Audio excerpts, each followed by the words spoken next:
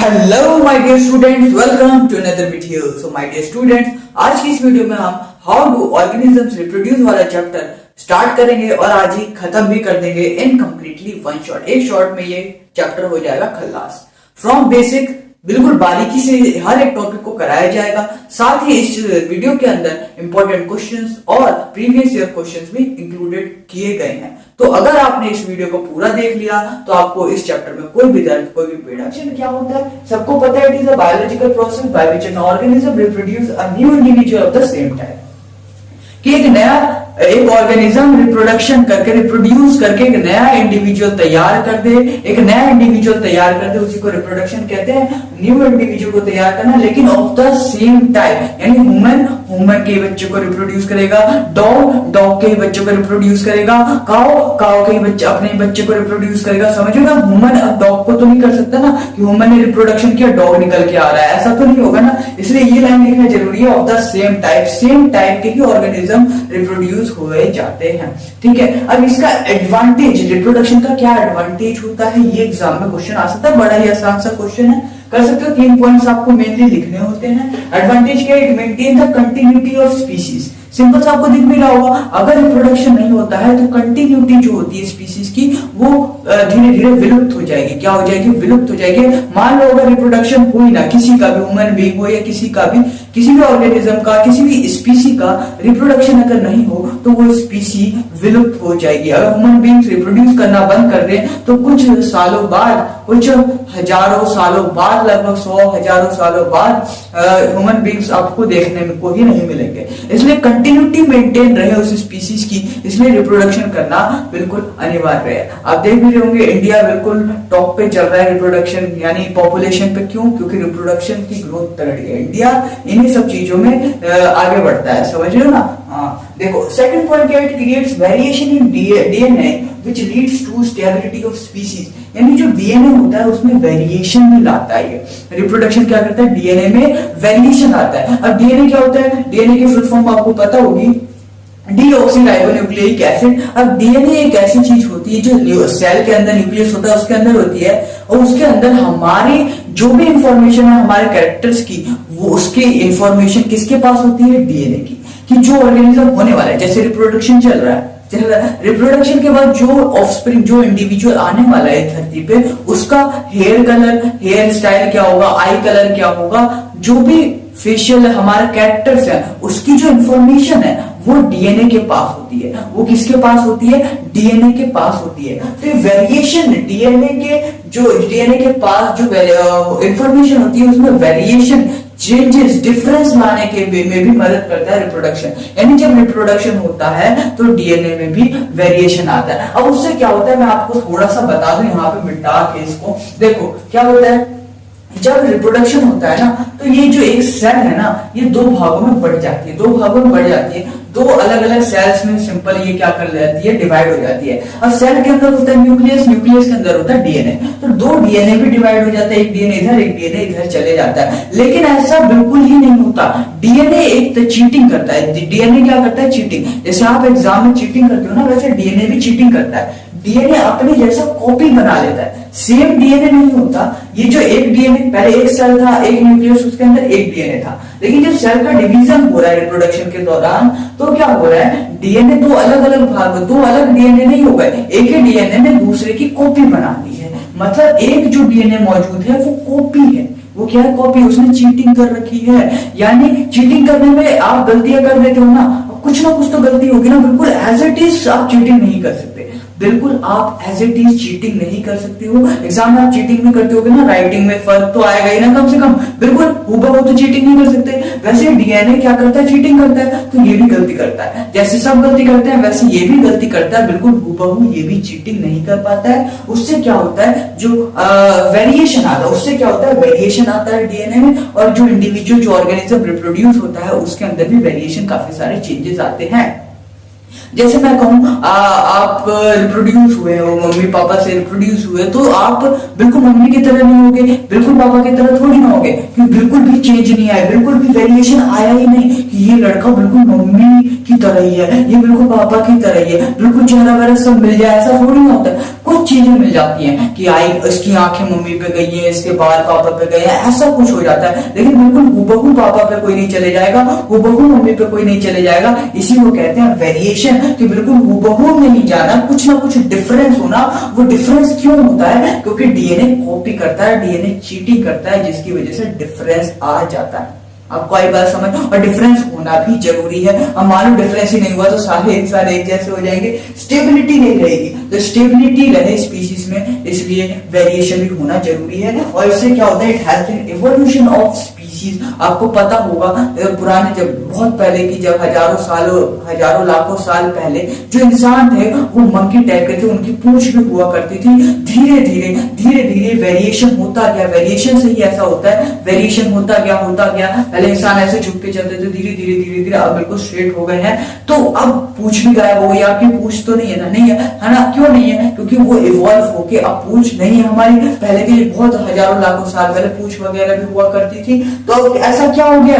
अब इवोल्यूशन हुआ है। ये भी वेरिएशन की वजह से ही होता है। धीरे धीरे वेरिएशन होता गया टाइम टू टाइम, और अब इवोल्यूशन में वो बदल चुका है। इसी को कहते हैं it helps in evolution of species. तो आपके 3 एडवांटेज लिखने हैं। पहला, कंटिन्यूटी को मेंटेन करता है। दूसरा, वेरिएशन आता है। वेरिएशन क्यों आता है? क्योंकि डीएनए चीटिंग करता है।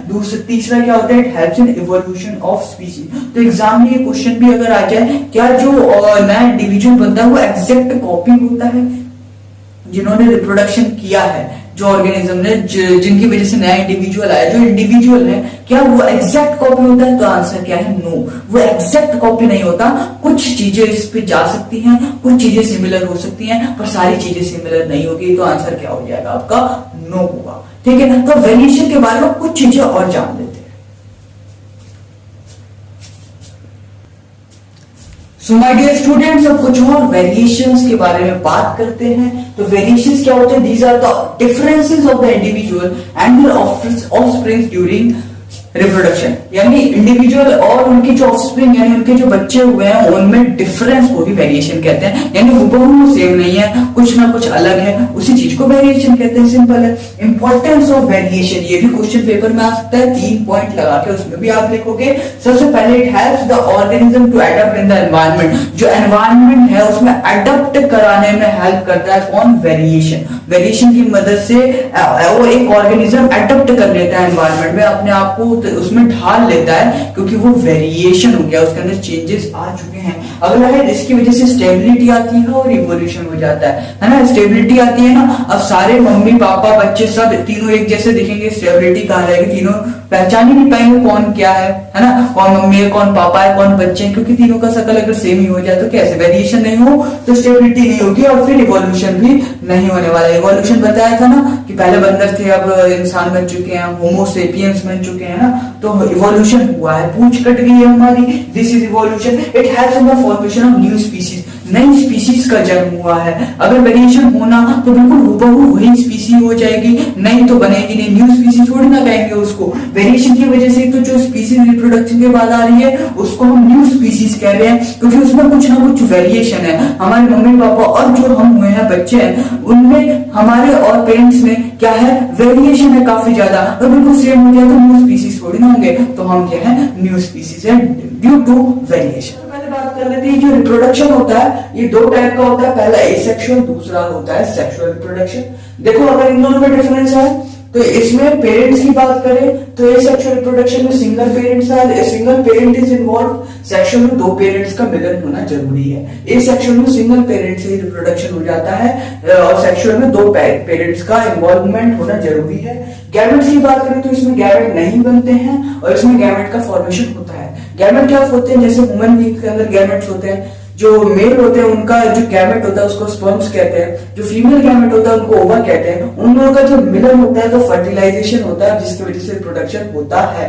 लेकिन इसमें गैमेट का फॉर्मेशन होता ही नहीं है। जब गैमेट का फॉर्मेशन होता ही नहीं तो दोनों गैमेट मिलेंगे नहीं तो फर्टिलाइजेशन भी इसमें नहीं होता, और उसमें गैमेट का फॉर्मेशन होता है और उनके मिलन से फर्टिलाइजेशन भी हो जाता है। इसको डिटेल में हम करेंगे जब सेक्सुअल रिप्रोडक्शन पढ़ेंगे। फिर ऑफस्प्रिंग्स की बात करें, ऑफस्प्रिंग्स यानी बच्चे की बात करें, तो एसेक्सुअल रिप्रोडक्शन में जो चिल्ड्रन होते हैं, जो ऑफस्प्रिंग्स होते हैं, they are similar to their parents. देखा होगा एसेक्सुअल रिप्रोडक्शन में जो बैक्टीरिया वगैरह में मोस्टली होते हैं, या फिर और भी हम आगे पढ़ेंगे, वो जो उनके जो ऑफस्प्रिंग्स होते हैं और पेरेंट्स होते हैं, दोनों बिल्कुल सिमिलर होते हैं। दोनों क्या होते हैं? बिल्कुल सिमिलर होते हैं। सेक्सुअल रिप्रोडक्शन में जैसे आप और आपके पेरेंट्स देखा होगा बिल्कुल सिमिलर तो नहीं होना, बिल्कुल सिमिलर नहीं होते, तो they are different from their parents but they are similar to their parents, है ना। अब एसेक्सुअल रिप्रोडक्शन में हमें सबसे पहले बात करनी है फिजन की, fragmentation, then regeneration, budding, spore formation and then vegetative propagation. ये सबसे ज्यादा इंपॉर्टेंट है। अच्छा, सेक्सुअल रिप्रोडक्शन में हमें फ्लावर्स के बारे में बात करनी है और ह्यूमन बींग्स के बारे में।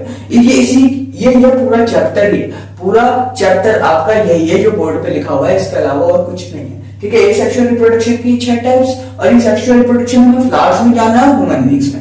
इसकी बात हम बाद में करेंगे, आज इसको पूरा ही निपटा देंगे। सेक्सुअल रिप्रोडक्शन के 6 टाइप्स। सेक्सुअल रिप्रोडक्शन का सबसे पहला टाइप जिसको कहते हैं फिजन। देखो, 2 वर्ड्स होते हैं, एक होता है फिजन जिसका मतलब होता है टूटना, ब्रेक डाउन, और एक होता है फ्यूजन जिसका मतलब होता है जुड़ना। फ्यूजन की बात हमें अभी नहीं करनी, अभी किसकी बात करनी? फिजन। फिजन का मतलब होता है टूटना, ब्रेक डाउन।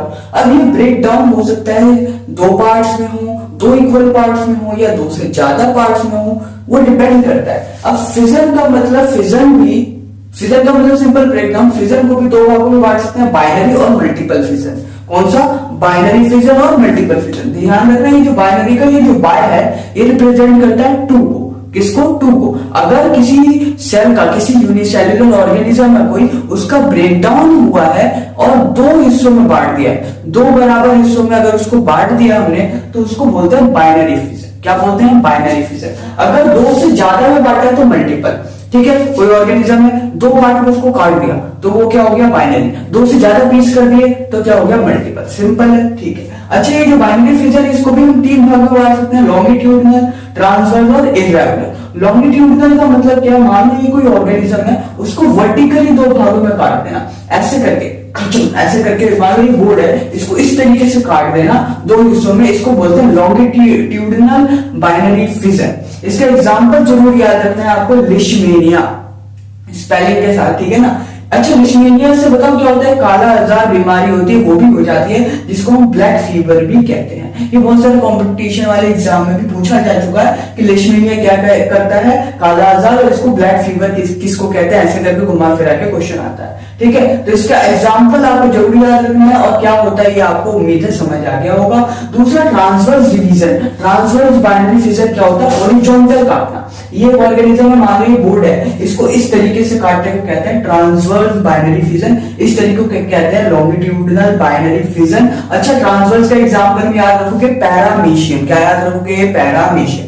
अगला आता है इरेगुलर। इरेगुलर का मतलब कैसे भी काट दो, इस बोर्ड को ऐसे काट दो, ऐसे काट दो, कैसे भी काट दो, इसको बोलते हैं इरेगुलर बाइनरी फिजन, जिसका एग्जांपल है अमीबा। अमीबा में आपने देखा होगा, मान लीजिए इरेगुलर स्ट्रक्चर होता है इसका, कहीं से भी वो डिवाइड हो जाता है। तो लॉन्गिट्यूडनल में क्या रखोगे? वर्टिकल डिवीजन, ट्रांसवर्सल में हॉरिजॉन्टल डिवीजन, और इरेगुलर में कहीं से भी काट दोगे। दिस इज बाइनरी फिजन, जिसमें 2 टुकड़े करने हम होते हैं हमको। अच्छा, मल्टीपल फिजन में मोर देन 2 टुकड़ा करना होता है हमको, तो इसके एग्जांपल में आपको याद रखना है प्लाज्मोडियम। क्या याद रखना है? प्लाज्मोडियम, जिसको मलेरियन पैरासाइट भी कहते हैं। जो हमारे मलेरिया की बीमारी होती है ना, वो प्लाज्मोडियम की वजह से होती है। हम बोलते हैं मच्छर की वजह से होती है, बिल्कुल मच्छर की वजह से होती है, फीमेल जो मच्छर होती है, लेकिन वो मच्छर प्लाज्मोडियम को लाती है, हमारे अंदर छोड़ देती है, हमारे अंदर प्लाज्मोडियम चले जाता है, जो कि बहुत जल्दी डिवाइड होता है, क्योंकि मल्टीपल फिजन करता है ना ये। अगर बाइनरी फिजन करता है तो 2 भागों में बढ़ता, लेकिन मल्टीपल यानी 2 से भी काफी ज्यादा भागों में बढ़ जाता है, जिसकी वजह से हमें मलेरिया की प्रॉब्लम होती है। किसकी वजह से? प्लाज्मोडियम की वजह से। ये मल्टीपल फिजन को शो करता है। तो आपको उम्मीद है ये क्या होता है ये समझ आया होगा, ये लिख दोगे एग्जाम में, उसका एग्जाम्पल जरूर याद रखना, बार बार बोलना नहीं तो गड़बड़ हो जाएगी बात। ठीक है, तो सेकंड हम एसेक्सुअल रिप्रोडक्शन के टाइप की बात करते हैं। पहला क्या है? पहला बता दिया आपने, फिजन। दूसरा क्या है? फ्रेगमेंटेशन। तो देखो, फ्रेगमेंटेशन, ये जो वर्ड है फ्रेगमेंट, जिसका मतलब होता है पीसेस। क्या होता है? पीसेस। फ्रेगमेंट्स का मतलब क्या होता है? पीसेस, यानी टुकड़े। अच्छा इसमें क्या होगा, इसका एग्जांपल याद रख लेना। सबसे पहले स्पायरो गायर, ठीक है। अच्छा इसका मतलब होता क्या है, जैसे ये स्पायरो गायर ऐसा कुछ होता है, ये डिवाइड हो गया, ये क्या हो गया, पीसेस में डिवाइड हो गया। एक पीस ये रहा, एक पीस ये रहा, एक पीस ये रहा, मान लो 3 पीस में डिवाइड हो गया। ये स्पायरो गायर था, इसको यहां से ऐसे करके काट दिया, 3 पीस में डिवाइड हो चुका है। अब क्या होगा, ध्यान से सुनना, ये वाला पीस भी एक नया स्पायरो गायर बन जाएगा, ये वाला पीस भी और ये वाला पीस भी। मतलब फ्रेगमेंटेशन का मतलब क्या होता है, पीसेस में डिवाइड हो जाते हैं ऑर्गेनिज्म, और हर एक पीस हर एक नया ऑर्गेनिज्म में डेवलप हो जाता है। हर एक पीस देखो, ये 3 पीस में डिवाइड हुआ था, ये तीनों के तीनों नया स्पायरो गायर में फिर से डेवलप हो जाएंगे।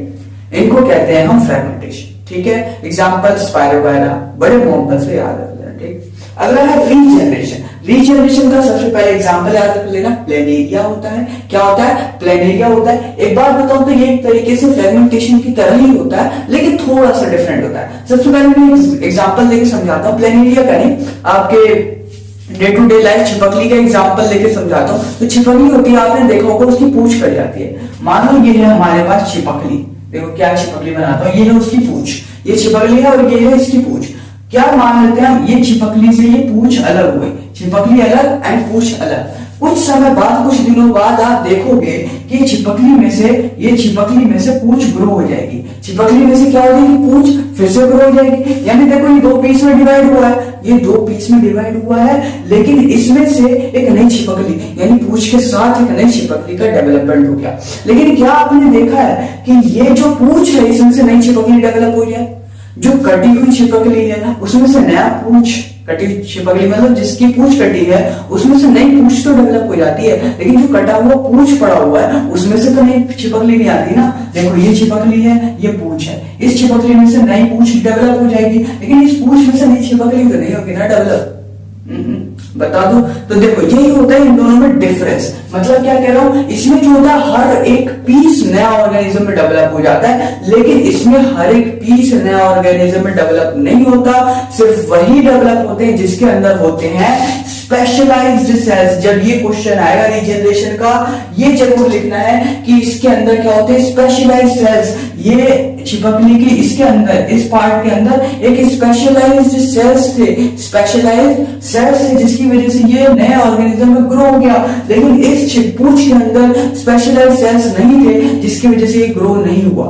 तो क्या डिफरेंस है, इसमें हर एक पार्ट नया ऑर्गेनिज्म में डेवलप होता है, इसमें हर एक पार्ट नहीं होता। सिर्फ वही पार्ट होते हैं जिसके अंदर होते हैं स्पेशलाइज्ड सेल्स। तो इसके एग्जांपल में आपको याद रखना है प्लेनेरिया। क्या याद रखना है आपको, प्लेनेरिया जो डिवाइड होता है, सारे पार्ट्स उसमें डेवलप नहीं होते हैं नए ऑर्गेनिज्म में। ठीक है, टाइप्स की बात करते हैं। तो 4th नंबर पे है हमारे पास बडिंग, और 5th पे है स्पोर फॉर्मेशन। बडिंग के एग्जांपल में आपको यीस्ट और हाइड्रा याद रखना है, और स्पोर फॉर्मेशन के एग्जांपल में राइजोपस याद रखना है। और राइजोपस जो ब्रेड में होता है, ब्रेड वगैरह को अगर बहुत दिनों तक, कुछ दिनों तक आप छोड़ देते हो तो उस पर राइजोपस नाम का सेक्सुअल रिप्रोडक्शन होने लगता है, राइजोपस बैक्टीरिया डेवलप होने लगता है। अच्छा बडिंग में क्या होता है, बडिंग में एक ऑर्गेनिज्म है जिसके अंदर बड डेवलप होगा। पहले बड डेवलप होगा, फिर धीरे धीरे वो एक नया ऑर्गेनिज्म में डेवलप हो जाएगा, और फिर वो दोनों अलग हो जाएंगे। यानी 2 ऑर्गेनिज्म का फॉर्मेशन हो गया with the help of bird. ठीक है, आप इसकी इमेज में भी देख सकते हैं कैसे सबसे पहले बर्ड का डेवलप हुआ है, उसके बाद धीरे धीरे एक नया ऑर्गेनिज्म में डेवलप हो गया, फिर दोनों अलग हो गए। ठीक है, ऐसे ही स्पोर फॉर्मेशन होता है। कोई ऑर्गेनिज्म है जिसमें स्पोर्स का फॉर्मेशन हो, किसका फॉर्मेशन है, स्पोर्स का। फिर वो स्पोर्स वाली जो सेल्स है वो फूट जाए और फिर नीचे गिर जाएगी धरती के अंदर, फिर वहां से एक नया ऑर्गेनिज्म उसी तरीके का डेवलप हो जाएगा, उसको कहते हैं स्पोर फॉर्मेशन। वो भी आप इमेज में देख सकते हो। ठीक है, पता हो गया क्या है, पता लग गया क्या है, होता है ये, और एग्जांपल जरूर याद रख लेना। अब प्रोपगेशन देखो, प्लांट जो होते हैं ना उसमें दोनों टाइप का रिप्रोडक्शन होता है, सेक्सुअल भी, एसेक्सुअल भी। सेक्सुअल रिप्रोडक्शन तब होगा जब उसमें प्लांट में रिप्रोडक्शन हो फ्रॉम रिप्रोडक्टिव पार्ट। एसेक्सुअल तब होगा जब वेजिटेटिव पार्ट से। देखो प्लांट के ना 2 पार्ट होते हैं, पहला रिप्रोडक्टिव पार्ट, दूसरा वेजिटेटिव पार्ट। रिप्रोडक्टिव पार्ट का एग्जांपल है फ्लावर्स। प्लांट में जो फ्लावर्स होते हैं ना वो आते हैं रिप्रोडक्टिव पार्ट में, और जो वेजिटेटिव पार्ट होते हैं उसमें आते हैं रूट्स, स्टेम्स एंड लीव्स। अच्छा, रिप्रोडक्टिव पार्ट यानी फ्लावर्स, फ्लावर्स की वजह से अगर प्लांट में रिप्रोडक्शन होगा वो होगा सेक्सुअल रिप्रोडक्शन, जो हम आगे पढ़ेंगे। लेकिन ए सेक्सुअल रिप्रोडक्शन हम पढ़ रहे हैं, तो वेजिटेटिव पार्ट से जो रिप्रोडक्शन हो उसको वेजिटेटिव प्रोपगेशन कहेंगे। इसके एग्जांपल में आएंगे या तो रूट्स या स्टेम्स या फिर लीव्स वगैरह से रिप्रोडक्शन उसमें होगा, तो हम कहेंगे वो एक वेजिटेटिव पार्ट से रिप्रोडक्शन हुआ है, इसलिए वेजिटेटिव प्रोपगेशन कहेंगे। वो एक ए सेक्सुअल रिप्रोडक्शन का पार्ट है, ठीक है।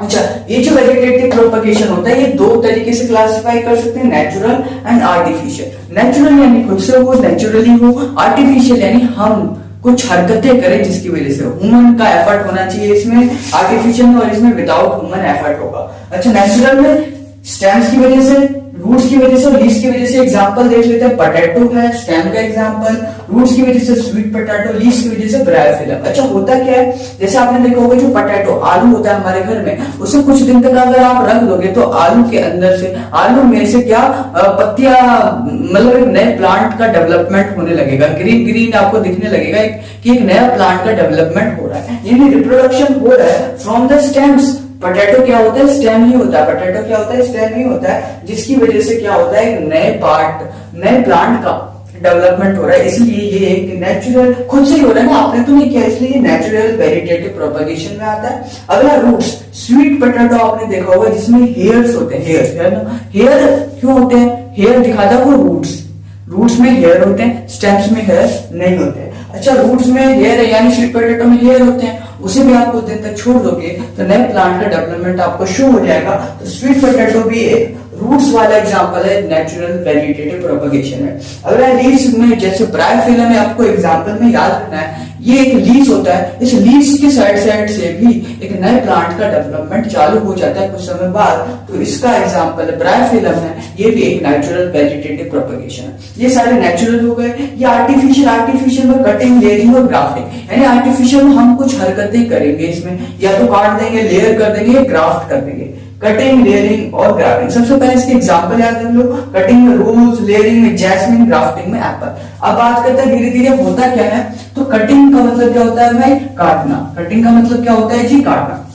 अब देखो, मान लो गुलाब का मान लो कोई फूल है, ऐसे कुछ भी मान लिया, गुलाब का फूल, अब तुम मान लेना, मैं इतना ढंग से नहीं बनाऊंगा। ये मान लो गुलाब का फूल है जिसमें बहुत सारे क्या है, टहनी है, बहुत स्टेम्स है। क्या है, स्टेम्स, टहनी बोल रहा हूं। देखो स्टेम्स है, एक स्टेम को आपने ऐसे करके काट दिया, स्टेम को आपको कहीं तो गुलाब अच्छा लग गया, आपने उसका स्टेम काट के अपने घर पे आके लगा दे, नया गुलाब निकल जाएगा आपके घर से। यानी एक गुलाब का फूल आपने देखा, उसकी स्टेम काट दी बस, और आपने अपने घर पे आके लगा दिया, तो नया गुलाब डेवलप हो जाएगा। इसमें ह्यूमन एफर्ट हुआ है ना, आपने इसमें खुद किया है, उसको काटा है और लाके लगाए हो और एक नया गुलाब बन गया है। तो कटिंग की वजह से भी आर्टिफिशियल वेजिटेटिव प्रोपगेशन हो गया। ऐसे होता है हमारे पास लेयरिंग। लेयरिंग में एग्जांपल है जैस्मिन का, जैसे कि एग्जांपल में आप याद रख सकते हो, बहुत सारे फूल हैं इसमें, बहुत सारे मान लो फूल है, तो जैस्मिन का फ्लावर मान लो, तो हम क्या करते हैं, ये जैस्मिन का फ्लावर जो उगा हुआ है, ये मानो धरती है, अरे मिट्टी है, तो क्या करते हैं, एक स्टेम को हम ऐसे करके इसके अंदर से लेयर करा देते हैं। इसके अंदर से क्या करा देते हैं, लेयर, यानी धरती के अंदर से इसको घुमा के ऐसे डाल देते हैं और इसको अच्छे तरीके से दबा देते हैं, मिट्टी वगैरह से दबा देते हैं बढ़िया तरीके से, और इसको थोड़ा सा निकाल देते हैं बाहर। तो यहाँ से एक नया जैस्मिन डेवलप हो जाएगा, यहाँ से एक नया जैस्मिन डेवलप हो जाएगा। एक टहनी को मोड़ के ऐसे करके डाल दिया धरती के अंदर और एक नया जैस्मिन इसमें से डेवलप हो गया, इसको कहते हैं लेयरिंग। लेयरिंग की वजह से आर्टिफिशियल वेजिटेटिव प्रोपगेशन हो जाएगा। अगला आता है हमारे पास ग्राफ्टिंग। ये एप्पल, मैंगो वगैरह में दिख जाता है आपको। ग्राफ्टिंग में क्या होता है, ग्राफ्टिंग में हम क्वालिटी को इंप्रूव करते हैं। मान लो कोई आम का पेड़ है, उसकी क्वालिटी इतनी अच्छी नहीं है, हम चाहते हैं बढ़िया क्वालिटी का आम का पेड़ बन जाए, तो अगर बीज वगैरह लगाएंगे काफी ज्यादा टाइम लग जाएगा, लेकिन कम टाइम में हम इसको कर सकते हैं थ्रू ग्राफ्टिंग। अब देखो क्या होता है, दो आम का पेड़ है, ऐसे करके एक को ऐसे काट दिया और दूसरे को भी काट दिया और ऊपर से ऐसे करके हमने लगा दिया। इसको अच्छे तरीके से मैंने क्या कर दिया, बांध दिया, बढ़िया तरीके से पैक कर दिया, कवर कर दिया। कुछ समय बाद ये नया आम के पेड़ में डेवलप हो जाएगा, नई क्वालिटी, इसकी बढ़िया क्वालिटी एकदम आ जाएगी, है ना। तो इससे क्या होता है, हम कभी भी क्वालिटी को इंप्रूव करने के लिए इस ग्राफ्टिंग वगैरह का यूज कर लेते हैं, क्वालिटी को मोस्टली यूज करने के लिए, ठीक है। तो इसकी वजह से ग्राफ्टिंग में एप्पल वगैरह और मैंगो वगैरह के एग्जांपल आप याद रख सकते हो। ये भी एक आर्टिफिशियल वेजिटेटिव प्रोपगेशन है। अगला, इसी के साथ वैसे खत्म हो चुका है चैप्टर, लेकिन जैसे एक इंपॉर्टेंट टॉपिक है इसमें टिश्यू कल्चर। क्या होता है, देखो टिश्यू कल्चर क्या होता है जी, टिश्यू कल्चर का मतलब लैब्स वगैरह में प्लांट को बनाना।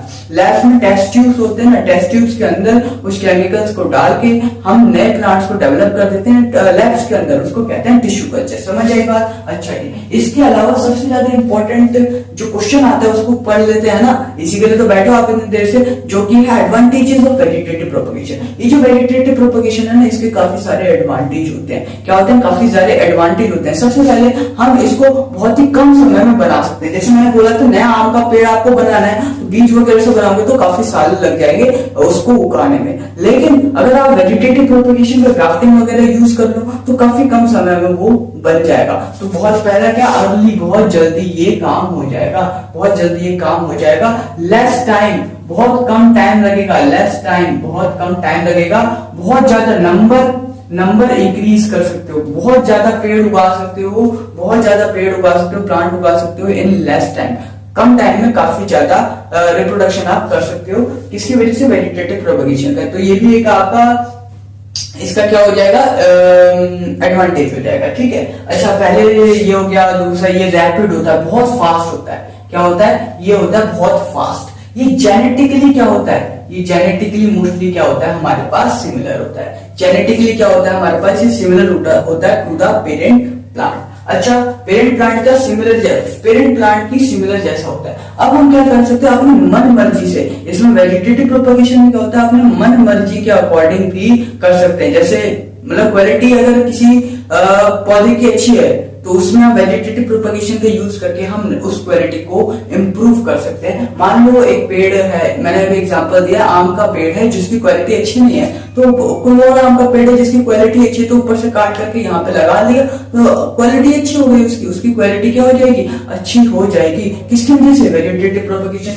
तो अपनी मन मर्जी से हम क्वालिटी भी इसकी इम्प्रूव कर सकते हैं। तो 5 पॉइंट बड़े ही मोहब्बत से आप इसकी याद कर लेना और एग्जाम में। प्लांट के अंदर मैंने आपको बताया था सेक्सुअल रिप्रोडक्शन भी होता है और एसेक्सुअल रिप्रोडक्शन भी होता है। मैंने आपको बताया था ना, देखो एसेक्सुअल रिप्रोडक्शन प्लांट में तब होता है जब रिप्रोडक्शन वो वेजिटेटिव पार्ट से होता है। क्या हो? रिप्रोडक्शन वेजिटेटिव पार्ट से होता है। वेजिटेटिव पार्ट क्या होते हैं? Roots, stems and leaves. पिछले वीडियो में आपको बताया था एसेक्सुअल रिप्रोडक्शन के बारे में कि प्लांट में एसेक्सुअल रिप्रोडक्शन तब होता है जब रिप्रोडक्शन किसकी मदद से हो? वेजिटेटिव पार्ट ऑफ प्लांट की मदद से हो, जिसमें रूट्स, स्टेम्स एंड लीव्स आते हैं, जिसको हम वेजिटेटिव प्रोपगेशन कहते थे। याद करो, आई ये बात याद? अच्छा, हालांकि आज उसकी बात हम नहीं करेंगे। आज हम प्लांट में सेक्सुअल रिप्रोडक्शन कैसे होता है उसकी बात करेंगे। सेक्सुअल रिप्रोडक्शन तब होता है जब प्लांट में रिप्रोडक्टिव पार्ट से रिप्रोडक्शन हो। रिप्रोडक्टिव पार्ट प्लांट का क्या होता है? फ्लावर। बताया ना, प्लांट के 2 पार्ट होते हैं, वेजिटेटिव पार्ट और रिप्रोडक्टिव पार्ट। वेजिटेटिव पार्ट में रूट्स, स्टेम्स एंड लीव्स आते हैं जिससे एसेक्सुअल रिप्रोडक्शन होता है, और रिप्रोडक्टिव पार्ट में फ्लावर आता है जिससे क्या होता है? सेक्सुअल रिप्रोडक्शन होता है। उम्मीद आपको समझ आ गई होगी बात। अब फ्लावर के बारे में पढ़ लेते हैं। फ्लावर जो होता है उसको 2 तरीके से क्लासिफाई कर सकते हैं, पहला यूनिसेक्सुअल फ्लावर एंड दूसरा बाइसेक्सुअल फ्लावर। अभी कभी वीडियो पॉज करो और आप बताओ आप यूनिसेक्सुअल हो या बाइसेक्सुअल हो, जल्दी से जल्दी कमेंट करो आप यूनिसेक्सुअल हो या फिर बाइसेक्सुअल। अब जरा ध्यान से हम समझ लेते हैं यूनिसेक्सुअल का मतलब क्या होता है। यूनिसेक्सुअल का मतलब होता है, यूनि मतलब वन, सेक्सुअल मतलब सेक्स, एक सेक्स हो, एक ऑर्गेनिज्म में एक सेक्स यानी एक जेंडर हो। बाइसेक्सुअल का मतलब एक ऑर्गेनिज्म में 2 जेंडर हो, इसका मतलब एक ऑर्गेनिज्म में एक जेंडर हो।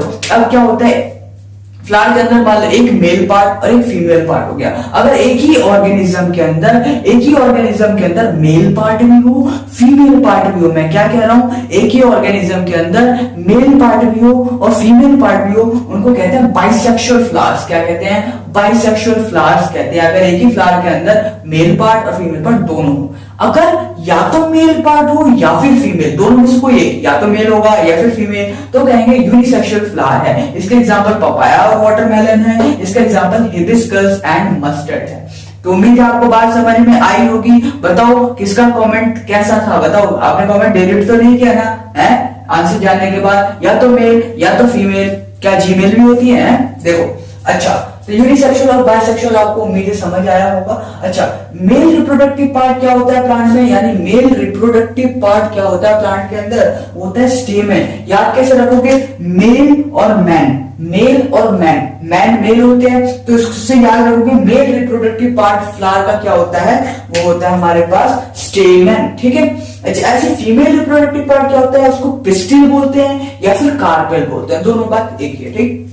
अच्छा, यहाँ पे मैंने मेल रिप्रोडक्टिव का रफ डायग्राम ऐसे बनाया आपको बस समझाने के लिए, और ये फीमेल रिप्रोडक्टिव पार्ट का आपको समझाने के लिए बनाया। अच्छा, इस मेल रिप्रोडक्टिव पार्ट पूरे को हम बोलते हैं स्टेमन, इस फीमेल रिप्रोडक्टिव पार्ट इस पूरे को बोलते हैं पिस्टिल या फिर कार्पेल, लेकिन इसके भी कुछ सब पार्ट्स होते हैं। ये जो मेल रिप्रोडक्टिव पार्ट का ऊपर बल्ब लाइक स्ट्रक्चर इसको कहते हैं एंथर, और नीचे की जो ट्यूब से दिख रही है इसको कहते हैं फिलामेंट। इन दोनों को मिला के बनता है एक मेल रिप्रोडक्टिव पार्ट जिसको स्टेमन कहते हैं। ऐसे ही हमारे पास पिस्टिल यानी फीमेल रिप्रोडक्टिव पार्ट आता है, उसके ऊपर ये जो ऊपर वाली चीज होती है इसको कहते हैं स्टिग्मा। ये जो स्टिग्मा होता है ये काफी ज्यादा स्टिकी होता है, स्टिकी यानी चिपचिपा, स्टिकी यानी चिपचिपा। ये जो स्टिग्मा होता है स्टिकी स्टिग्मा थोड़ा मिलता जुलता है, तो स्टिग्मा यानी स्टिकी होता है, चिपचिपा होता है। ये क्या करता है, मेल गैमेट्स को चिपका लेता है। अभी बताऊंगा कैसे क्या होता है, पहले ये जान लो। ऊपर वाले को स्टिग्मा कहते हैं, नीचे ट्यूब दिख रही है इसको स्टाइल कहते हैं, और नीचे ये जो दिख रहा है इसको ओवरी कहते हैं। ओवरी के अंदर ही होता है ओव्यूल,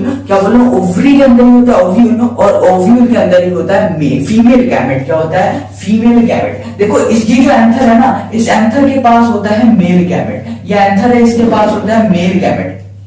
जैसे हमारे अंदर मेल के अंदर मेल गैमेट्स होते हैं स्पर्म्स, और फीमेल के अंदर फीमेल गैमेट्स होते हैं ओवा, वैसे ही एंथर के अंदर मेल गैमेट होता है, एंथर के अंदर मेल गैमेट होता है, और ये ओवरी के अंदर होता है ओव्यूल, और ओव्यूल के अंदर ही होता है फीमेल गैमेट। FG से दिखा रहा हूं, फीमेल गैमेट ओव्यूल के अंदर होता है। इसमें दो चीज और आती है, एक होता है पेटल्स और एक होता है सेपल्स। पेटल्स और क्या होते हैं, सेपल्स होते हैं। अच्छा, सेपल्स वो आपको ग्रीन सब जो पत्तियां दिख रही होंगी, वो फोटो में दिख रही होंगी, वो होती है हमारे पास सेपल्स। पेटल्स होती है जो कलर्ड स्ट्रक्चर है फ्लावर का, वो होता है। इससे क्या होता है, ये काफी ज्यादा अट्रैक्टिव करता है इंसेक्ट्स को क्यों अट्रैक्ट करता है, ताकि वो क्या करे, पॉलन ग्रेन को वहां छोड़ जाए। कैसे क्या छोड़ जाए बताऊंगा। ये पेटल्स क्या करते हैं, फ्रेग्रेंस, सुगंध आता है, जो फ्लावर में खुशबू आती है ना, वो इन पेटल्स की वजह से ही आती है। खुशबू जूसी होते हैं तभी तो मधुमक्खियां वगैरह वहां उससे जूस शहद बनाती है ना, उनका जूस इकट्ठा करके उन्हीं से जूस इकट्ठा करती है, तो ये पेटल्स का ही काम होता है। ठीक है, अब हम बात करते हैं पॉलिनेशन वगैरह क्या होता है। ध्यान से समझना मेरी बात को, ध्यान से क्या समझना है मेरी बात को। मैंने क्या बोला था, जो मेल गैमेट होता है, क्या बोला था आपसे, जो मेल गैमेट होता है वो मैन के पास, मेल पार्ट के पास, एंथर के पास होता है। ये मेल पार्ट है, इसके एंथर के पास होता है मेल गैमेट। फीमेल गैमेट यहाँ पे है।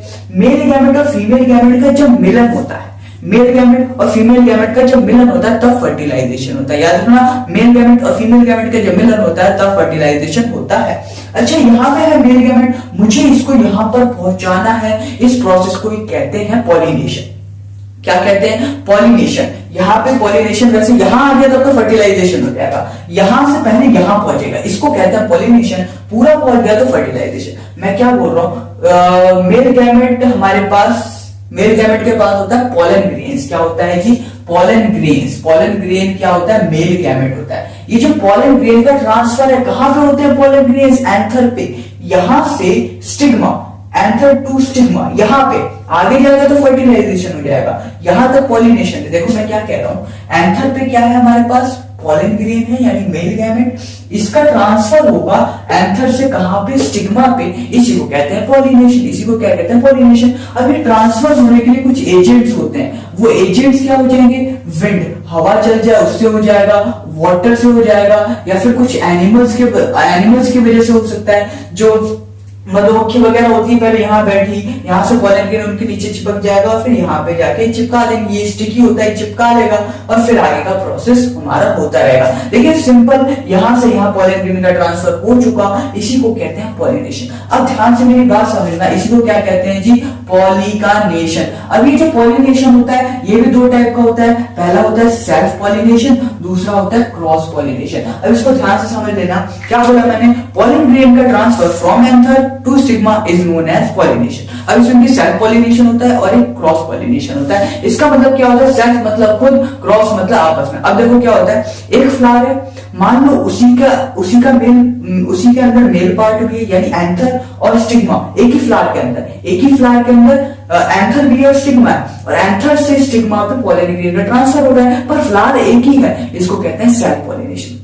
The transfer of pollen grains from anther of one plant to the stigma of same flower, इसको कहते हैं सेल्फ पॉलिनेशन। लेकिन मान लो एक फ्लावर ये रहा, साइड में एक और फ्लावर है, लेकिन इसके एंथर से इसके स्टिग्मा पे अटैक हो, इसका एंथर से पॉलन ग्रेन इसके स्टिग्मा पे चले जाए, दूसरे के स्टिग्मा पे, खुद का स्टिग्मा छोड़ के दूसरे के स्टिग्मा पे चले जाए, इसको कहते हैं क्रॉस पॉलिनेशन। यानी the transfer of pollen grain from anther of one plant to the stigma of another flower, to the stigma of another flower, इसको कहते हैं क्रॉस पॉलिनेशन। आप ऐसे समझ सकते हो, आप अपनी गर्लफ्रेंड के साथ कुछ भी करो, मजे लो या फिर कुछ भी करो, उसको कहते हैं सेल्फ पॉलिनेशन। लेकिन आप अगर दूसरे की गर्लफ्रेंड के साथ डाका मारना चाहते हो, उसको क्या कह देते हैं हम, सिंपल क्रॉस पॉलिनेशन। उम्मीद है आपको इतनी बात समझ आई होगी। पॉलिनेशन तक आपको उम्मीद है समझ आ गया होगा कि एंथर से पॉलन ग्रेन यहाँ पे ट्रांसफर हुआ, इसी को कह देते हैं पॉलिनेशन। अच्छा, पॉलिनेशन तो हो गया, लेकिन फर्टिलाइजेशन कैसे होगा या आगे का प्रोसेस कैसे होगा, इसको हम पढ़ देते हैं। ठीक है, तो हमने पॉलिनेशन को पढ़ लिया कि पॉलिनेशन के समय क्या होता है, एंथर से पॉलन ग्रेन ट्रांसफर हो जाता है स्टिग्मा ये रहा, यहाँ पे पॉलन ग्रेन ट्रांसफर हो चुका है, ये पॉलिनेशन है। लेकिन इसके आगे का प्रोसेस क्या होता है, इसके बारे में बात करते हैं। देखो क्या होता है, चाहे कोई भी पॉलन ग्रेन हो, वो जनरेट करता है ये पॉलन ट्यूब को। ये क्या है, ये है पॉलन ग्रेन। ये क्या है जी, पॉलन ग्रेन। ये क्या जनरेट करता है, ये जनरेट करता है पॉलन ट्यूब को। किसको जनरेट करता है, पॉलन ट्यूब को। याद रखना, एक पॉलन ट्यूब के अंदर दो पॉलन ग्रेन्स होते हैं। एक पॉलन ट्यूब के अंदर कितने पॉलन ग्रेन्स होते हैं, दो पॉलन ग्रेन्स होते हैं। यहाँ पे दो पॉलन ग्रेन्स ये ले जाएगा ये ट्यूब, ऐसी ये ट्यूब, ऐसी बहुत सारे पॉलन ग्रेन्स होंगे, उसमें से बहुत सारी ट्यूब्स निकल रही होंगी। क्या होगी, बहुत सारी ट्यूब्स निकल रही होंगी, लेकिन इनमें भी रेस लगेगा। जो सबसे पहले फीमेल गैमेट के पास पहुंचेगा, क्योंकि मेल गैमेट है, इसको चाहिए फीमेल गैमेट, तभी होगा फ्यूजन, तो होगा फर्टिलाइजेशन। अच्छा, जो सबसे पहले मिलेगा उसी के साथ मुलाकात होगी, सबको छोड़ देंगे। ठीक है, अब बहुत सारी पॉलन ट्यूब ऐसे बन जाएगी, 1 2 3 4 बहुत सारी बन जाएगी, लेकिन उनमें भी लगेगी रेस। जो पहले पहुंचेगा उसकी बीवी, मतलब वो लड़की उसकी बीवी बन जाएगी, बाकी सब मुंह फेर के चले जाएंगे, तो बाकी सब सिर्फ ताली बजाएंगे और कुछ नहीं करेंगे। देखो ये क्या होगा, अब ये पॉलन ट्यूब ऐसे करके जा रहा है, यहाँ पे ना ये डायरेक्ट रास्ता होता ही नहीं है, इधर से घूम के जाना पड़ता है। अच्छा, ये जो चीज है ना, इसको बोलते हैं चला जा।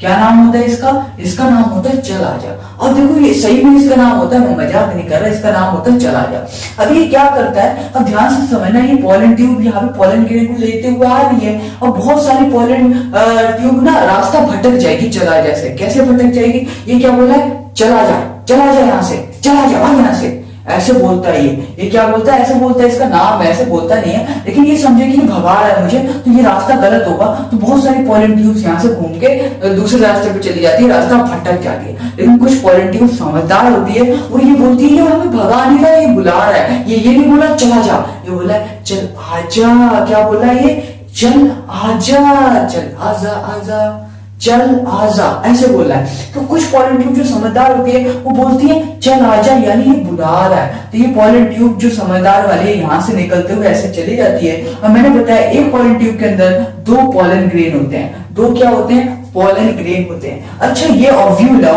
ये ओवरी होती है, ओवरी के अंदर ओव्यूल के अंदर फीमेल गैमेट होता है। अच्छा, ये क्या चीज है, ये हमारे पास फीमेल गैमेट है। ये क्या है, फीमेल गैमेट। ओवरी के अंदर एक तो फीमेल गैमेट होती है, और ये जो दो चीज दिख रही है ना, ये होती है टू पोलर न्यूक्लियाई, दो पोलर न्यूक्लियाई भी होती है इसके अंदर, है ना। अब देखो क्या होता है, अब ये दो पॉलन ग्रेन है, क्या है, कितने दो पॉलन ग्रेन आए हैं इसमें। अब एक पॉलन ग्रेन तो चले जाता है इस फीमेल गैमेट से फ्यूज हो जाता है, एक पॉलन ग्रेन इस फीमेल गैमेट से यहाँ पे देखो आके फ्यूज हो जाएगा, है ना। तो फर्टिलाइजेशन हमारे पास वहां पे हो जाएगा।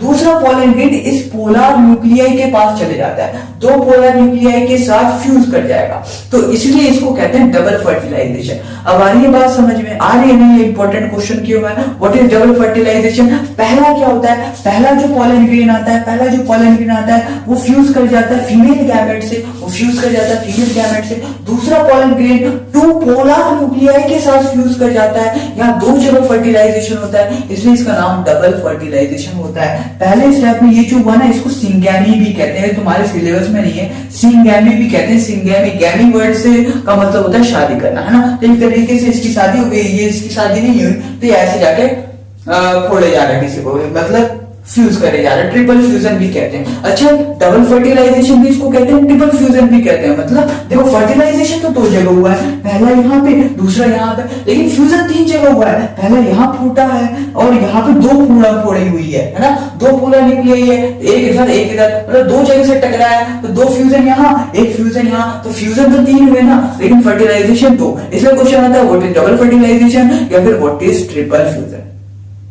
उम्मीद है आपको इतना बिल्कुल अच्छे तरीके से क्लियर हो गया होगा। और लास्ट टॉपिक जो हल्का सा बचता है हमारे पास, वो होता है हमारे पास जर्मिनेशन ऑफ सीड्स। क्या होता है जर्मिनेशन ऑफ सीड्स?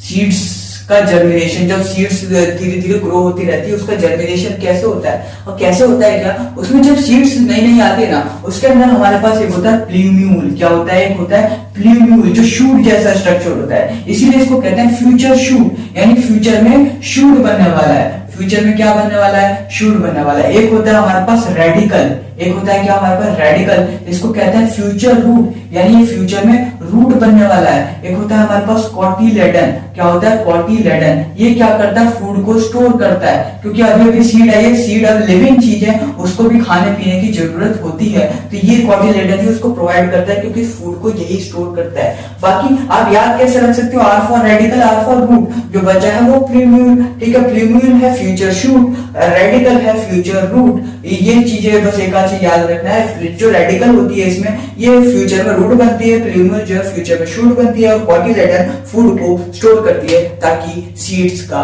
अच्छे तरीके से लालन पालन हो। Sexual reproduction in human beings, ये जो सेक्सुअल रिप्रोडक्शन है ना, यानी male reproductive system, female reproductive system, और क्या होता है इनके अंदर, ये सारी चीज बहुत इंपॉर्टेंट है। एग्जाम में भी इससे बहुत ज्यादा क्वेश्चन आते हैं। और ये जो डायग्राम देख रहे हैं, ये डायग्राम भी बनाने को आता है। आता है क्या? मान लो आता ही है, इसलिए इस डायग्राम की भी अच्छे तरीके से आपको प्रैक्टिस करनी है, इसके सारे सारे फंक्शन याद करने हैं। याद क्या, आपको काफी कुछ पता भी होगा, और कुछ चीजें नहीं पता हो तो आज पता लग जाएगा। ठीक है, तो स्टार्ट करते हैं। सबसे पहले हम इस बात करते हैं प्यूबर्टी की। प्यूबर्टी क्या होती है?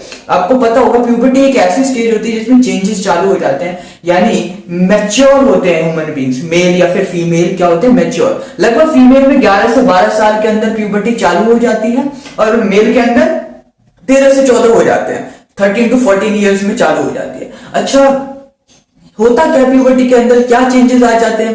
पता होगा आपको, मेल के अंदर वॉइस चेंज हो जाता है, वॉइस की चेंज होती है, उनकी हाइट ग्रो हो जाती है, दाढ़ी मूछे वगैरह आ जाती है, ये सारी चीजें मेल के अंदर होती है। आपको उम्मीद है पता भी होगा, बहुत सारी चीज, पिंपल्स वगैरह आते हैं।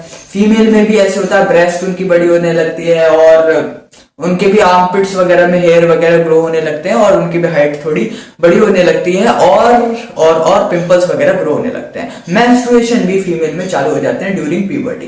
तो प्यूबर्टी एक ऐसी स्टेज होती है, ठीक है, फीमेल में पहले हो जाती है, मेल में थोड़ा बाद में होती है। लेकिन इसमें ऐसा क्या होता है, याद रखना, मैंने सेक्सुअल रिप्रोडक्शन में फ्लावर्स वगैरह भी बताया था, लेकिन ह्यूमन बीइंग्स के अंदर कांटेक्ट में आना होता है, मेल और फीमेल को कांटेक्ट में आना होता है फॉर सेक्सुअल रिप्रोडक्शन, तभी रिप्रोडक्शन होता है। ये जो बाहर वाला पार्ट दिख रहा है, ये पेनिस वेजाइना के अंदर जाता है, जिसकी वजह से स्पर्म रिलीज होता है और ओवम को एनकाउंटर करता है और रिप्रोडक्शन हो जाता है, फर्टिलाइजेशन होता है। देखो मेल गैमेट, इसमें क्या होता है, मेल गैमेट क्या होता है? स्पर्म। मेल गैमेट क्या होता है? Sperm. FG for female gamete, ये क्या होता है? ओवम। ओवम या फिर प्लूरल में ओवा भी कहते हैं, या फिर एग भी कह देते हैं हम इसी को। मेल गैमेट मेल के पास यानी पेनिस से रिलीज होता है, कहां पे? वेजाइना में। और फीमेल गैमेट कहां पे प्रेजेंट है? ओवरी के अंदर, जिसको कहते हैं ओवम या फिर एग ये इधर से जाके इसको एनकाउंटर करता है और फर्टिलाइजेशन होता है, देन बेबी होना चालू हो जाता है, एम्ब्रियो वगैरह होता है। काफी डिटेलिंग अभी पढ़ेंगे। तो पेनिस के माध्यम से ये होता है, इतना तो आपको समझ आया होगा। इस प्रोसेस को ना कॉपुलेशन भी कहते हैं। जब पेनिस वेजाइना के अंदर जाता है कॉपुलेशन कहते हैं। कॉपुलेशन से पॉपुलेशन बढ़ती है, ऐसे याद रख सकते हो। कॉपुलेट कर देते हैं, मेल फीमेल को कॉपुलेट कर देते हैं, ठीक है। अच्छा, तो होता क्या, देखो पेनिस है, यहाँ पे पेनिस का फंक्शन तो सिंपल समझ आ गया, ये स्पर्म को वेजाइना के अंदर छोड़ देता है और कुछ काम नहीं है इसका। ये जो टेस्टिस है ना, ये जो टेस्टिस है, इसके दो फंक्शन एग्जाम में आता है, याद करो, एग्जाम में आता है, लिख लो अच्छे से। टेस्टिस के दो फंक्शन है। पहला, ये मेल हार्मोन को रिलीज करता है, और मेल हार्मोन क्या होता है, टेस्टोस्टेरोन। स्पेलिंग भी अच्छे से याद रखना है। तो पहला फंक्शन है, ये रिलीज करता है टेस्टोस्टेरोन, और दूसरा रिलीज करता है ये स्पर्म। तो इसके आपको दो फंक्शन आने चाहिए। ये एक बैग लाइक स्ट्रक्चर होता है जिसमें कि प्रेजेंट होता है, जिसको कहते हैं स्क्रोटम। क्या कहते हैं, ये टेस्टिस है, टेस्टिस में स्पर्म है। टेस्टिस में क्या है, स्पर्म, टेस्टोस्टेरोन भी है लेकिन स्पर्म भी है। और ये एक बैग लाइक स्ट्रक्चर में होता है, जिसको कहते हैं हम क्या, स्क्रोटम। एक्चुअली होता ये है, जो स्पर्म होता है ना, उसको टेम्परेचर कम चाहिए होता है as compared to normal body temperature. जो हमारी नॉर्मल बॉडी टेम्परेचर होती है, स्पर्म को उससे कम बॉडी टेम्परेचर चाहिए होता है, नहीं तो स्पर्म मर जाएगा, है ना। इसलिए ये आउटसाइड प्रेजेंट होता है एक बैग लाइक स्ट्रक्चर में, जिसको कहते हैं हम स्क्रोटम, ठीक है। क्या करता है, ये नॉर्मल बॉडी टेम्परेचर से कम चाहिए होता है, इसलिए बाहर प्रेजेंट होता है। उसके बाद स्पर्म जो है ना, ये वास्ट डिफरेंस, ये जो ट्यूब दिख रही है ना, ये वास्ट डिफरेंस के माध्यम से ऐसे पहुंच जाता है। ये यूरेटर आपको दिख रहा होगा, और यहाँ पे ये क्या है, यूरेथ्रा। यूरेथ्रा कॉमन पासेज होता है, जिससे यूरिन भी पास होता है और स्पर्म भी पास होता है। तो urethra is the common passage for the sperms as well as urine. अच्छा, यहाँ पे दो ग्लैंड्स दिख रहे होंगे आपको, प्रोस्टेट ग्लैंड और सेमिनल वेसिकल। ये जो दो चीज है ना, इसका फंक्शन बहरी इंपॉर्टेंट एग्जाम में बहुत आता है, ठीक है। इसके भी दो फंक्शन है। टेस्टिस के दो फंक्शन बताया मैंने, महा इंपॉर्टेंट। इसके भी, ये दोनों साथ में ही आता है, उम्मीद है दोनों का फंक्शन सेम होता है, एक आया साथ में आया, आपको यही लिखना है जो मैं बताने वाला हूँ। प्रोस्टेट ग्लैंड और सेमिनल वेसिकल के फंक्शन। देखो, रास्ते में ना जब स्पर्म ऐसे जा रहा था, तो उसको काफी ज्यादा दूरी तय करनी होती है। उस केस में अगर उसको खाना पीना नहीं मिलेगा तो स्पर्म मर जाएगा। तो इसको खान पान, यानी सेमिनल वेसिकल और प्रोस्टेट ग्लैंड स्पर्म को खान पान यानी नरिशमेंट प्रोवाइड करते हैं। क्या प्रोवाइड करते हैं, नरिशमेंट प्रोवाइड करते हैं, ताकि स्पर्म जीवित रह सके। और दूसरी चीज क्या होती है, स्पर्म जो है वो अच्छे तरीके से फ्लो नहीं हो पाएगा, थोड़ा गाढ़ा होता है। उसका गाढ़ापन कम कर देते हैं, हल्का कर देते हैं, ताकि वो अच्छे से फ्लो हो जाए। तो ये क्या करते हैं, ये ऐसे कुछ चीजें इसमें ऐड कर देते हैं, ऐसी फ्लूइड्स ऐड कर देते हैं, जिनकी वजह से स्पर्म्स आसानी से मूव कर पाते हैं। तो वेजाइना के अंदर जाएंगे तो अच्छे से क्या कर पाएंगे, मूव, यानी मोबिलिटी प्रोवाइड करते हैं। मोबिलिटी यानी मूवमेंट। तो पहला फंक्शन क्या है, इट प्रोवाइड्स नरिशमेंट। दूसरा फंक्शन क्या है, it provides mobility, movement provide करते हैं, ठीक है। इसके भी आपको दो फंक्शन याद रखने हैं, और इस टेस्ट के भी बहुत ज्यादा इंपॉर्टेंट है, ठीक है। यूरेथ्रा से ऐसे करके पास हो जाता है, बाहर आ जाता है स्पर्म, ठीक है। बाकी इस मेल रिप्रोडक्टिव सिस्टम में और कुछ भी नहीं रखा है। उम्मीद है आपको समझ में आई होगी बात। अब बढ़ते हैं फीमेल रिप्रोडक्टिव सिस्टम। जब ये पेनिस इसके अंदर गया और यहाँ पे जब स्पर्म रिलीज हुआ, उसके बाद क्या होता है। अच्छा, ओवरी के अंदर होता है ओवम, ये मैंने आपको बता दिया। ओवरी के अंदर क्या होता है, ओवम, स्पर्म का और इनका मिलन होना जरूरी है, तभी क्या होगा, फर्टिलाइजेशन हमारे पास हो जाएगा। अच्छा, इस चीज को बोलते हैं वेजाइना। ये जो ट्रायंगल टाइप का दिख रहा है, इसको बोलते हैं यूटेरस, और इन दोनों के बीच में एक चीज होती है जिसको कहते हैं सर्विक्स। अच्छा, इसका अभी काम बाद में देखेंगे। इस चीज को ओविडक्ट या फिर फेलोपियन ट्यूब कहते हैं, इन दोनों साइड होता है ये। अच्छा, होता क्या है, फीमेल में स्टार्टिंग में जब वो बॉर्न होती है फीमेल, तो क्या होता है, यहाँ पे इमैच्योर एग्स होते हैं। क्या होते हैं, इमैच्योर एग्स, इमैच्योर एग्स होते हैं। लेकिन जब प्यूबर्टी की स्टेज आ जाती है उनमें, तो वो एग्स मैच्योर होना चालू कर देते हैं। क्या करते हैं, मैच्योर होना चालू कर देते हैं। अगर उस समय स्पर्म आके अटैक कर देगा उस पर, तो क्या हो जाएंगे, वो भी प्रेग्नेंट हो जाएगी फीमेल। अच्छा, तो क्या होगा, स्पर्म इधर से आएगा। अगर ये मैच्योर एग्स हैं तो क्या होते हैं, हर 28 दिन में एक बार इधर फॉर्म होगा और एक बार अगले बार इधर फॉर्म होगा, फिर इधर। तो जब स्पर्म आएगा तो इधर से भी आएगा, इधर भी जाएगा, इधर भी जाएगा। उनमें भी लगती है रेस, जो सबसे पहले एनकाउंटर करेगा, जो सबसे पहले यहाँ पहुंचेगा, वही विजेता होगा।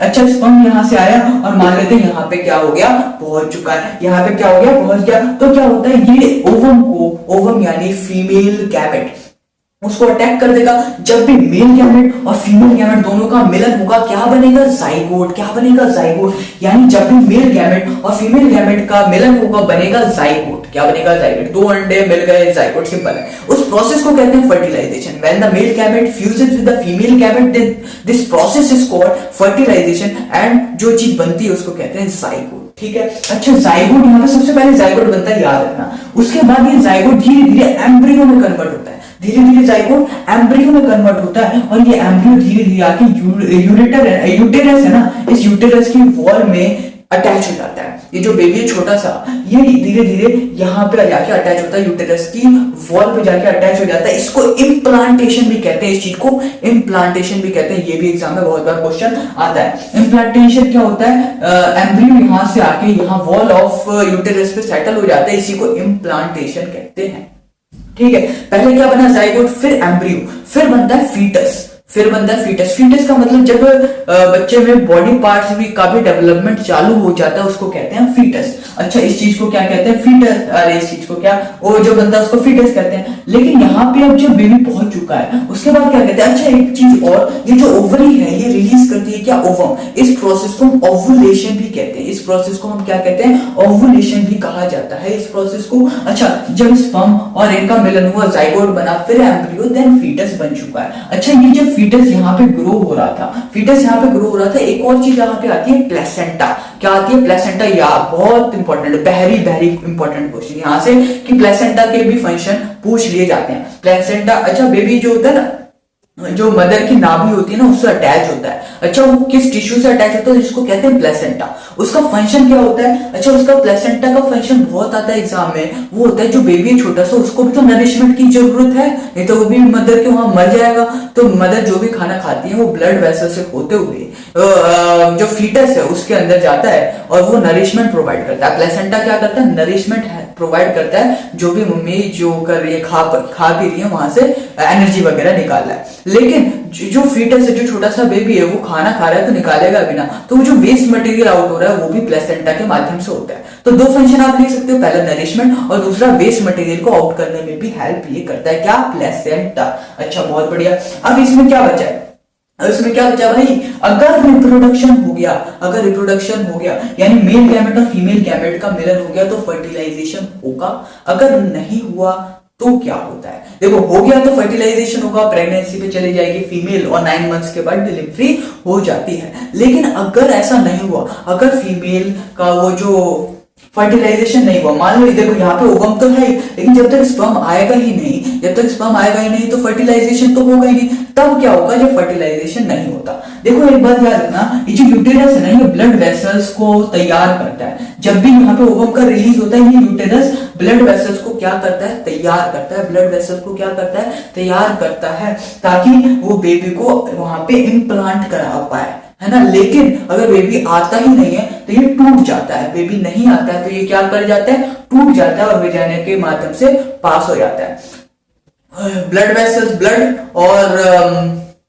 ब्लड वेसल्स और म्यूकस ये टूट के क्या हो जाते हैं? वेजाइना के माध्यम से पार हो जाते हैं, आउट हो जाते हैं। तो इस चीज को मेंस्ट्रुएशन भी कहते हैं। इस चीज को क्या कहते हैं? मेंस्ट्रुएशन भी कहते हैं। जो मेंस्ट्रुअल साइकिल चलती रहती है हर 28 दिन में इन फीमेल, उसको क्या कहते हैं? मेंस्ट्रुएशन। कब होता है? जब क्या होता है? फर्टिलाइजेशन नहीं होता, तब क्या होता है? मेंस्ट्रुएशन होता है। और याद रखना, जब मेंस्ट्रुएशन की स्टार्टिंग होती है, मेंस्ट्रुएशन की स्टार्टिंग कब होती है? लगभग 11-12 साल में, तो उसको हम कहते हैं मेनार्क। क्या कहते हैं? मेंस्ट्रुएशन की स्टार्टिंग को कहते हैं मेनार्क। और जब फीमेल में ना मेंस्ट्रुएशन की एंडिंग भी होती है लगभग 45 to 50 इयर्स के आसपास, तो उसमें मेंस्ट्रुएशन की एंडिंग भी हो जाती है, उसको कहते हैं मेनोपॉज। स्टार्टिंग को मेनार्क, एंडिंग को मेनोपॉज। अगर बात करूं मेल की, मेल में स्पर्म से स्टार्टिंग तो प्यूबर्टी के केस में जब प्यूबर्टी पे पहुंच जाते हैं तब स्टार्ट होता है, लेकिन इनकी कोई एंडिंग नहीं होती है। यानी बुढ़े भी जो होते हैं ना, वो भी स्पर्म रिलीज कर सकते हैं, उनका कोई एंडिंग, कोई अंत नहीं है। ठीक है, इतनी बात। एसटीडीज के बारे में बात करेंगे। एसटीडीज की फुल फॉर्म क्या है? Sexually transmitted diseases. यानी जब सेक्स के दौरान डिजीजेस का ट्रांसफर होता है उसके बारे में बात करेंगे। उसके बाद इसको प्रिवेंट कैसे करते हैं इन एसटीडीज को, इसके बारे में भी हम करने वाले हैं इस वीडियो में चर्चा। ठीक है, तो स्टार्ट करते हैं। सबसे पहले जो एसटीडीज यानी सेक्सुअली ट्रांसमिटेड डिजीजेस होती हैं, ये बैक्टीरियल भी होती है कुछ और ये वायरल भी होती है। बैक्टीरियल के एग्जाम्पल गोनोरिया और सिफिलिस हो जाते हैं। वायरल का ये आपने एग्जाम्पल सुना होगा HIV, एड्स एंड वॉट्स। ठीक है, ये तो बहुत ज्यादा खतरनाक बीमारी होती है, आपको उम्मीद है पता होगा। ये ब्लड वगैरह के एक्सचेंज से भी होता है, लेकिन सेक्स से भी होता है। अगर एक पर्सन है जिसको एड्स हो रखा है और आपने उसके साथ सेक्स कर लिया और तो फिर आपको भी एड्स हो जाएगा। इसलिए हमें we should prevent illegal sex. ठीक है, इसलिए काफी ज्यादा हार्मफुल है और क्योंकि इसका कोई इलाज वगैरह भी नहीं होता है। ठीक है, वैसे आपको डिटेल में कुछ याद नहीं रखना। एसटीडीज बैक्टीरियल और वायरल, बैक्टीरियल की दोनों बीमारियों के नाम और वायरल की बीमारियों के दोनों नाम, बस आपको नाम याद रखने हैं और कुछ भी आपको इसमें याद नहीं रखना। अब बढ़ते हैं कि अच्छा ये एसटीडीज हैं तो इसको प्रिवेंट कैसे करते हैं, ये जो बीमारी हो रही है इसको रोक कैसे सकते हैं, प्रिवेंट कैसे कर सकते हैं और पॉपुलेशन को कैसे कम कर सकते हैं, इसके बारे में बात करते हैं। डियर स्टूडेंट्स, अब हम कुछ कॉन्ट्रासेप्टिव मेथड्स की बात करते हैं जिसकी वजह से हम एसटीडीज को प्रिवेंट कर सकते हैं और पॉपुलेशन को भी काफी हद तक रोक सकते हैं। तो सबसे पहला मेथड है, इसमें 4 मेथड पढ़ने हैं। पहला है मैकेनिकल मेथड। मैकेनिकल मेथड में कॉन्डम्स आ जाते हैं। इससे क्या होता है, इसमें मेल कॉन्डम भी आता है और फीमेल कॉन्डम भी आता है। मेल कॉन्डम मेल के पेनिस पे पहना जाता है, फीमेल कॉन्डम जो है वो वेजाइना पे पहना जाता है, फीमेल पहनती है। उससे क्या होता है, जब स्पर्म को वो रोक देता है, बैरियर की तरह वो काम करता है। एक तरीके से किसकी तरह काम करता है, बैरियर की तरह। जैसे स्पर्म आएगा ही नहीं, आगे जाएगा ही नहीं, तो फर्टिलाइजेशन होगा नहीं, तो बेबी होगा ही नहीं। यानी कब होता है फर्टिलाइजेशन, बेबी कब होता है, जब मेल गैमेट और फीमेल गैमेट का मिलन हो। ये उस मिलन को ही रोक देते हैं तो क्या होगा, मेल गैमेट आ रहा है पर फीमेल गैमेट तक वो पहुंचे ही ना, तो फिर फर्टिलाइजेशन नहीं होगा और बेबी नहीं होगा। जब स्टार्टिंग में शादी होती है, कपल्स होते हैं, तो फिर वो 1 साल तक अगर बेबी को नहीं चाहते हैं तो ये मेथड वो अप्लाई कर सकते हैं कॉन्डम से। तो फिर अगर 1 साल तक अगर वो बेबी को नहीं चाहते हैं तो ठीक है। बाकी एसटीडीज से भी काफी हद तक हमें प्रिवेंट करता है। ठीक है, अगला है हमारे पास केमिकल मेथड, जिसमें काफी सारे पिल्स, काफी सारी दवाइयां आ जाती हैं, जिसकी वजह से भी हम बैरियर को अप्लाई कर सकते हैं। कैसे अप्लाई कर सकते हैं, ये फीमेल खाती हैं और उससे क्या होता है, जो फीमेल गैमेट होता है, मेल गैमेट तो आ रहा है लेकिन फीमेल गैमेट जो कि ओवम होता है, ओवम रिलीज ही होना बंद कर देता है इस दवाई की वजह से। जिसकी वजह से क्या होता है, मेल गैमेट तो आ रहा है पर फीमेल गैमेट ही नहीं है, तो फिर मिलन यहाँ पे भी नहीं होता। हालांकि इसके काफी सारे साइड इफेक्ट्स भी होते हैं। ठीक है, इसके साइड इफेक्ट्स भी होते हैं और इससे हम एसटीडी से भी नहीं बच सकते हैं। ठीक है, तो ये हमारे पास होता है केमिकल मेथड। अगला हमारे पास आईयूसीडी। आईयूसीडी क्या होता है, इंट्रा यूटेराइन कॉन्ट्रासेप्टिव डिवाइसेस, जिसके एग्जांपल में हमारे पास कॉपर टी आ जाता है। ये क्या करता है, ये जो यूटेरस होता है ना, वेजाइना से होते हुए यूटेरस जो होता है, फीमेल की यूटेरस, वहां पे ये उल्टा टी इस तरीके से फिट कर देते हैं। इस तरीके से क्या कर देते हैं, फिट कर देते हैं। तो मेल गैमेट यानी स्पर्म ऐसे करके आ रहा है, लेकिन आगे ये बैरियर की तरह काम करता है और फीमेल गैमेट से मिल ही नहीं पाता। यहाँ पे भी मेल गैमेट फीमेल गैमेट का मिलन नहीं हो पाता, फिर से फर्टिलाइजेशन नहीं हो पाती है। ये मोस्टली हम तब यूज करते हैं, जैसे मान लो एक बेबी हो गया, एक कपल को एक बेबी हो चुका है, अब अगला बेबी के लिए 2 से 3 साल का मिनिमम गैप होना जरूरी है। मेरी बात ध्यान से सुन लो, 2 से 3 साल का मिनिमम गैप होना जरूरी है for the healthy child as well as for the healthy mother, है ना। मम्मी और चाइल्ड दोनों के लिए हेल्दी, दोनों के हेल्थ, अच्छी हेल्थ के लिए 2 या 3 साल के बीच में का गैप होना जरूरी है हर 2 चाइल्ड के बीच में। इसलिए क्या करते हैं, एक चाइल्ड के बाद कॉपर टी यूज कर लेते हैं, जिसकी वजह से 2-3 साल तक ये कॉपर टी रखते हैं। और फिर ये भी ऐसे नहीं कि ये हमारा मैकेनिकल नहीं है कि ये खुद से ही पहन लिया, ये भी डॉक्टर्स के माध्यम से होता है और बीच बीच में दिखाने भी जाना पड़ता है, क्योंकि काफी सारे इसके भी साइड इफेक्ट्स हैं। इरिटेशन वगैरह होने लगती है फीमेल के वेजाइनल पार्ट में। ठीक है, अच्छा अगला मेथड है हमारे पास सर्जिकल मेथड। सर्जिकल मेथड वो मेथड होता है जिसमें अब नो मोर चाइल्ड, कोई अब चाइल्ड नहीं चाहिए होती है उसकी जरूरत। जैसे मान लो कपल को 2 चाइल्ड हो चुके हैं, क्या हो गया, 2 चाइल्ड हो चुके हैं, वो नहीं चाहते कि और चाइल्ड हो, तो सर्जिकल मेथड का यूज करते हैं। ये मेल में भी हो सकता है, फीमेल में भी। मेल में अगर सर्जिकल मेथड का यूज करते हैं उसको वैसेक्टोमी कहते हैं और फीमेल में ट्यूबेक्टोमी कहते हैं। इसमें क्या होता है, देखो जो स्पर्म होता है वो वास्ट डिफरेंस होते हुए तो आता है, मैंने बताया था ना उसका पाथवे क्या होता है, वास्ट डिफरेंस। अगर मैं उस वास्ट डिफरेंस को कट करके बांध दूं काट के बांध दूं तो स्पर्म आएगा ही नहीं, स्पर्म फिर आएगा नहीं। जब स्पर्म आएगा नहीं, मेल गैमेट ही नहीं आएगा तो फीमेल गैमेट तक वो पहुंचेगा नहीं, फर्टिलाइजेशन नहीं होगा।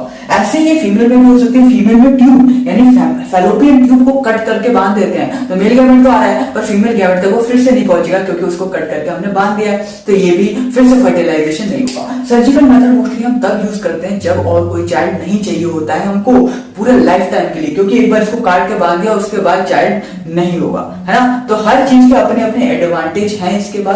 और इसी के साथ हमारे चैप्टर भी समाप्त होता है। आपको अगर किसी भी टॉपिक में कोई भी दर्द कोई भी पीड़ा हो तो प्लेलिस्ट में जाके आप उस दर्द और पीड़ा को दूर कर सकते हो। तब तक के लिए पढ़ते रहो एंड हैव अ ब्लास्ट।